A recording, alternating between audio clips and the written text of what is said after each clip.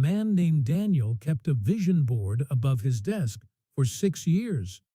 Photos of a house he wanted, a number he wanted in his bank account, a car he test drove once on a Saturday just to feel it. Every morning he looked at that board and told himself the money was coming. 6 years later, the board was faded, and the account was almost exactly where it started. Daniel did everything the motivational world told him to do. He believed, he visualized, he repeated the affirmations. And it changed nothing, because the thing that actually builds wealth was never on that board. My name is Victor, and the real mindset shift is so quiet and so unglamorous that no one on a stage will ever sell it to you. So let me show you what it actually is. Here is what that board cost Daniel, and it is worth being specific because the cost is the whole point. 6 years of believing instead of building is not a neutral pause.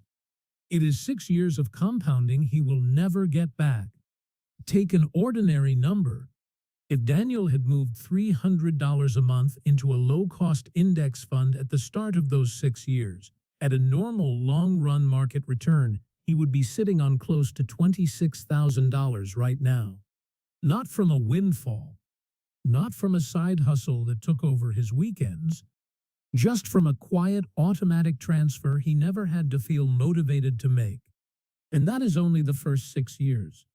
The cruel part of compounding is that the early money matters most because it has the longest time to grow. The $26,000 he skipped is not really $26,000. Run it forward to retirement, and that same gap becomes well over $100,000 of future money that simply will not exist because the seeds were never planted. Daniel is not lazy. That is what makes this story matter. He worked hard. He wanted it badly. He spent real emotional energy on his finances every single morning. The energy just went into the wrong place. He was pouring fuel into the part of the engine that does not move the car. This is the trap almost no one talks about. You can be sincere, disciplined about your beliefs, and completely committed to getting rich, and still go nowhere because effort aimed at your feelings is not the same as effort aimed at your behavior. The question that should make you a little uncomfortable is this: how many years have you already spent working on your mindset, and what does the account actually show for it? So let me lay out the two stories you have been told, because the shift only makes sense once you see what it is replacing. The first story is the one Daniel believed. It says that wealth begins in the mind. Change your beliefs about money, raise your vibration, picture the outcome clearly enough, and the world rearranges itself to deliver it. In the softer versions, it is about confidence and self-worth. In the harder versions, it is about manifestation and the idea that your thoughts are sending signals into the universe. The promise underneath all of it is the same. Fix the inside and the outside follows. It is a beautiful story. It is also, as a mechanism for building money, mostly wrong. Not because thoughts do not matter. They do. But because this version skips the only part that has ever actually moved a bank balance, which is what you do on a Tuesday afternoon when no one is watching and you do not feel inspired at all. The second story is the one the academic world has been quietly assembling for decades, and it is far less fun to put on a poster. It says that humans are not rational calculators who simply need better beliefs. We are present-focused creatures who systematically overvalue right now and undervalue later. Researchers call this present bias, and it is not a character flaw you can affirm your way out of. It is closer to a default setting in the brain. Daniel Kahneman and Amos Tversky spent careers showing how predictably people make money decisions that work against their own stated goals. We feel a loss about twice as hard as we feel an equivalent gain, which is why selling a sinking stock feels impossible even when it is the smart move. We treat money in mental buckets, splurging from one while a debt quietly grows in another. We grab the smaller reward today over the larger reward later, again and again, even when we know better. Here is the line that should reframe everything for you. Knowing better has almost no effect on doing better. That is not my opinion. It is one of the most repeated findings in behavioral finance. Financial knowledge, on its own, explains a shockingly small slice of actual financial behavior. People who can explain compound interest perfectly still do not invest. People who know they should save still spend. So if knowledge does not do it, and belief does not do it, what does? That is the experiment underneath this whole topic. And to make it concrete, I want to put Daniel next to someone who did almost nothing he did and ended up in a completely different place. Her name is Grace. Grace is not more motivated than Daniel. I want to be clear about that because the temptation is to assume she just wanted it more or had more discipline. She did not. If anything, she thought about money less than he did. She has no vision board. She cannot tell you her vibration.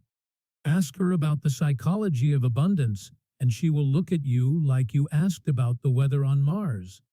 What Grace did was boring. She changed her environment instead of her attitude. Start with the very first move she made, because it tells you everything. When Grace got her job, she set her retirement contribution to come out of her paycheck automatically before the money ever touched her checking account. She picked a number, 10%, and then she did something most people never do. She turned on the automatic annual increase so that every year the contribution rose by 1% without her lifting a finger. She set it once, then she forgot about it. Daniel, meanwhile, planned to invest whatever was left at the end of each month after his spending. That sounds reasonable. It is actually the whole problem in a single sentence. There is never anything left at the end of the month because spending expands to fill whatever it is allowed to touch. Daniel was relying on his future self to feel disciplined 12 times a year, forever. Grace removed her future self from the decision entirely. Watch what happens over the next stretch of their lives because the gap does not open dramatically. It opens quietly, which is exactly why no one makes videos about it. In year one, they earn roughly the same. Daniel actually feels richer because more money lands in his checking account where he can see it and touch it. Grace's paycheck looks a little smaller. If you stop the story here, Daniel looks like the winner, and Grace looks like she is missing out. By year 3, the picture starts to turn. Grace's contribution has crept up to 12% through those automatic increases she never thinks about, and she has not felt a single one of them because each raise was small and arrived the same month her salary went up. Her account has a real balance now. Daniel has had 3 good intentions and 3 Decembers where the money that was supposed to go into investments went into Christmas instead. By year 10, the gap is no longer subtle. Grace is contributing around 18% of her income and has barely noticed the climb because her lifestyle adjusted 1 quiet percent at a time. She has a 6-figure investment balance built almost entirely by a setting she chose once in her 20s. Daniel is still telling himself this is the year he gets serious. He has read more books about money than she has. He can speak more fluently about wealth than she ever could. He simply never moved the money because moving the money required him to feel motivated on a specific Tuesday, and motivation does not show up on schedule. Now here is where I have to be honest, because this is not a fairy tale and Grace is not a genius. She got laid off in year 6. She had a stretch where she put almost nothing in. She panicked once during a market drop and nearly pulled everything out. The difference is that her default kept working through all of it. The automatic transfer did not need her to be brave or clear-headed. It just kept happening in the background while she dealt with her life. Her system survived her worst moments. Daniel's plan depended entirely on him being at his best, and no one is at their best for 10 straight years. This is the part the gurus get exactly backwards. They tell you to become the kind of person who always makes the right choice. The research says something almost the opposite. Stop trying to win the daily battle and design your money so the daily battle never has to be fought. I tested a smaller version of this on myself, and I want to give you the real numbers because they surprised me. For one stretch, I tracked how often I actually followed through on a money decision when it required a manual action, opening the app, moving the money, choosing to do it. The follow-through rate was somewhere around 4 in 10, less than half. Then I automated the same decisions and stopped relying on myself. The follow-through rate went to 100%, not because I got more disciplined, but because I was no longer in the loop. The decision happened whether I felt like it or not. Think about what that means. The version of me that had to feel motivated failed more than half the time. The version of me that removed motivation from the equation never failed. Same person, same goals, same knowledge.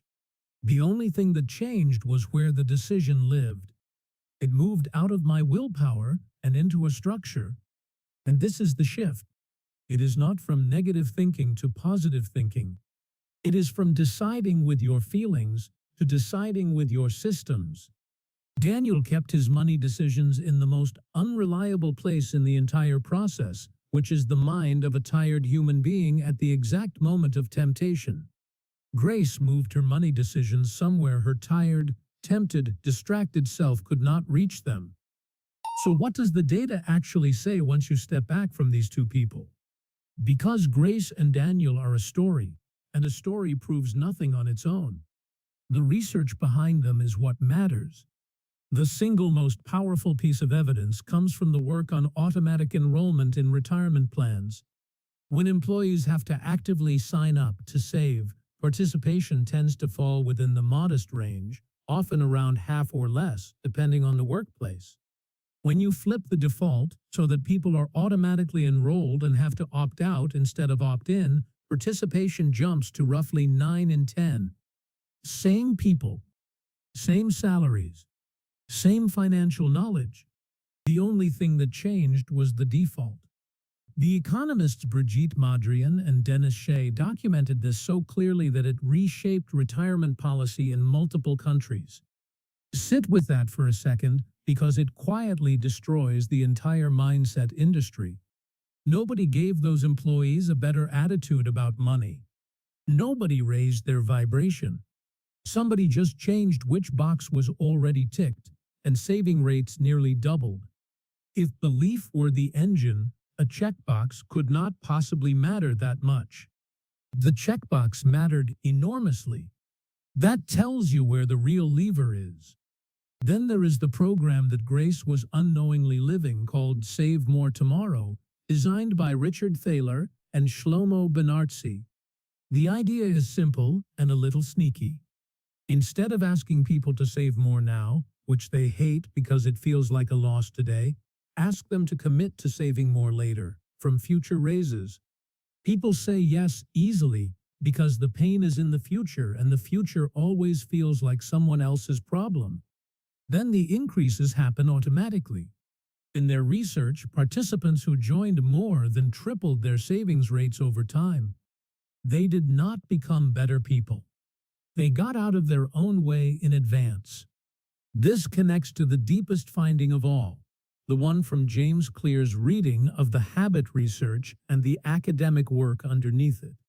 Lasting behavior change is rarely about motivation and almost always about friction. Make a good behavior require no decision, and it happens. Make a bad behavior require one extra step, and it fades. The behavior follows the path of least resistance every single time, regardless of how you feel about it. So the honest finding is this. Across study after study, the strongest predictor of whether someone builds wealth is not their financial literacy, not their income alone, and definitely not their attitude about abundance. It is whether the wealth-building behavior is automatic or manual. Automatic wins. It wins by a margin so large that almost nothing else in the research comes close. Daniel had the better attitude, Grace had the better defaults. The defaults won, the way they almost always do. So what do you actually do with this starting today, without waiting to feel like a different person? Because that is the trap. The temptation now is to go get inspired by this video and then do nothing, which would be the most Daniel possible outcome. The shift comes down to one rule: never again rely on your future self to feel motivated. Assume that person will be tired, busy, and tempted, and build around them. First, automate the single most important transfer in your financial life before you do anything else. If you have a retirement plan at work, raise your contribution today, right now, while you are thinking about it, and turn on the automatic annual increase if your plan offers it. If you invest on your own, set up an automatic transfer into your investment account that fires the same day your pay lands, so the money leaves before you can feel it. Second, raise it on a schedule you will never have to think about again. Tie every future increase to a future raise. The day your income goes up is the one day saving more does not hurt, because you never adjusted to the higher number. Grace built a six-figure balance on this one trick alone. Third, add friction to the leaks. Take the one spending habit that quietly drains you and make it harder, not through willpower, but through design. Remove the saved card from the app. Unsubscribe from the emails. Move the tempting account off your phone. You are not trying to resist the temptation. You are trying to never be asked the question. Notice what is not on this list. There is no affirmation. There is no vision board. There is nothing about how you feel about money. The whole point is that your feelings get a day off permanently and your structure does the work. Daniel spent 6 years working on the inside. Grace spent 20 minutes changing a few settings and then went on with her life. One of them is wealthy and a little bored by the topic. The other is still believing. The difference was never desire. It was where they put the decision. Now there is a harder truth waiting on the other side of this one. Because once your systems are running and the money is actually being saved, you hit a wall that almost nobody warns you about. Saving by itself in the world we are living in now is quietly not enough anymore. And the math behind why is worse than most people realize. That is exactly what I am breaking down next. So subscribe and stay with me because the next experiment might be the most important one yet.